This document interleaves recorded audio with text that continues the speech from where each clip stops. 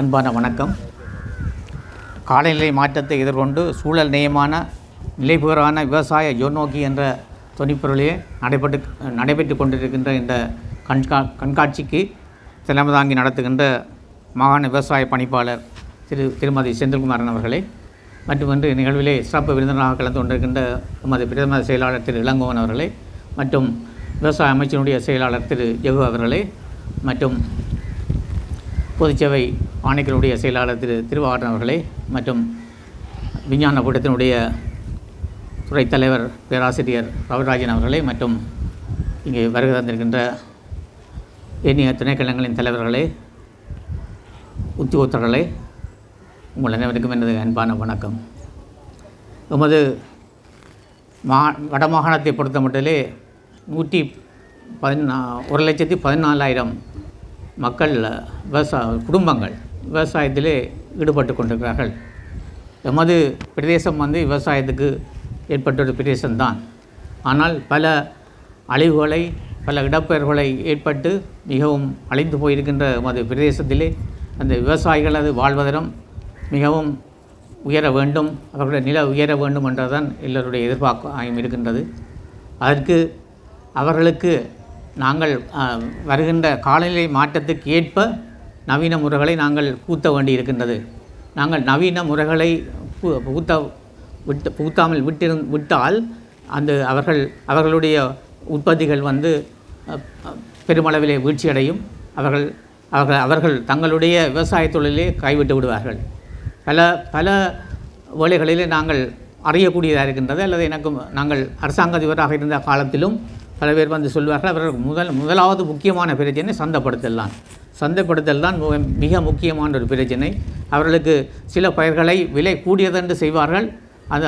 அந்த நேரம் அவர்களுக்கு விலைகள் குறைந்தவுடனே பிறகு அவர்கள் அந்த பயிரை கைவிட்டு விடுவார்கள். இவ்வாறான ஒரு நியாயமான விலையிலே அவர்களுக்கு அந்த சந்தை வாய்ப்பு அவர்களுக்கு கிடைப்பதில்லை. அது ஒரு மிக முக்கியமான பிரச்சனை. அது மட்டுமல்ல, இன்றும் காலையிலே ஒரு ஆள் தொலைபேசியில் எடுத்தார், நாங்கள் படுகின்ற வேதனைகள் என்று சொல்லி ஒரு விவசாயி என்னுடன் கதைத்தார். என்னென்றால்,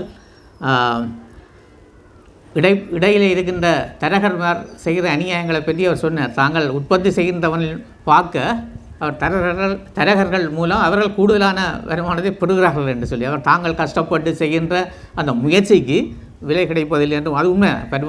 பெருமளவிலே ஒரு பிரச்சனை இருக்கின்றது. நான் அரசாங்க அதிபராக யாழ்ப்பாணத்தில் இருந்த காலத்திலே கௌரவ ஆளுநராக இருந்தவர் திரு பள்ளியக்கார அவர்கள் இருக்கின்ற பொழுதும் அதோட மாற்றம் செய்ய வேணும், இந்த சந்தைகளிலே அப்படியான ஒரு திட்டம் இருக்க வேணும் என்று சொல்லி பாடுபட்டவர். அவர் அதிர்ஷ்டவசமாக அவர் மிகவும் விரைவிலே அவர் போய்விட்டார்.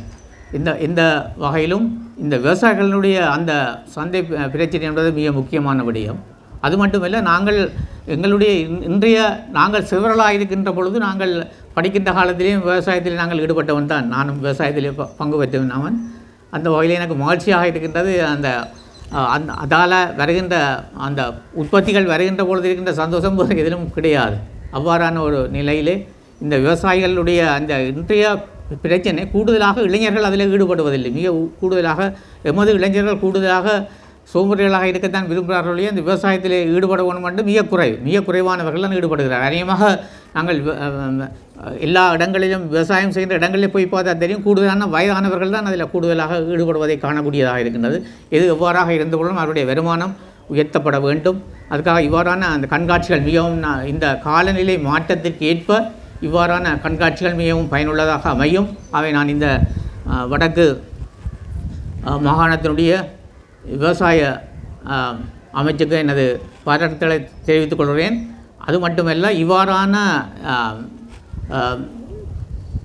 கண்காட்சிகள் பெரிய அளவிலே இங்கு இருந்தாலும் சிறிய அளவில் இருந்தாலும் மற்ற மாவட்டங்களிலும் அது செய்யப்பட வேண்டும். மற்ற மாவட்டங்களிலும் அந்த மாவட்டத்தின் என்னென்ன பயிர்களின் தகமைக்கு ஏற்ப அந்த பயிரிடுவதற்கு தகமையுள்ள நிலங்களுக்கு ஏற்ப அந்த பயிர்களை காட்சிப்படுத்துகின்ற நிலை மற்ற மாவட்டங்களிலும் சிறிய அளவில் இருந்தாலும் அது செய்ய வேண்டும் என்பதை நான் உங்களிடம் கேட்டுக்கொள்கிறேன். அது மட்டுமல்ல, இந்த கண்காட்சியினுடைய முக்கியத்துவம் கீழ்மட்டங்களில் அடிமட்டங்களில் போய் சேர வேணும். அதுதான் மிக முக்கியமானது. நாங்கள் இங்கே கண்காட்சியை வைப்பதனாலே அந்த கண்காட்சியினுடைய முக்கியத்துவம் கீழ்மட்டங்களில் அடிமட்டங்களில் போய் சேராமல் விட்டால் அதில் எந்த விதமான பிரயோசனமும் இல்லை. ஆகவே கூடுதலானவர்கள் விவசாயிகள் இதனுடைய முக்கியத்துவத்தை உணர்ந்து காலநிலைக்கு ஏற்ற மாதிரியான பயிர்களை நட்டு அவர் கூடுதலான வருமானத்தை பெற வேண்டும். எந்த விதமான தரகர்களுடைய அந்த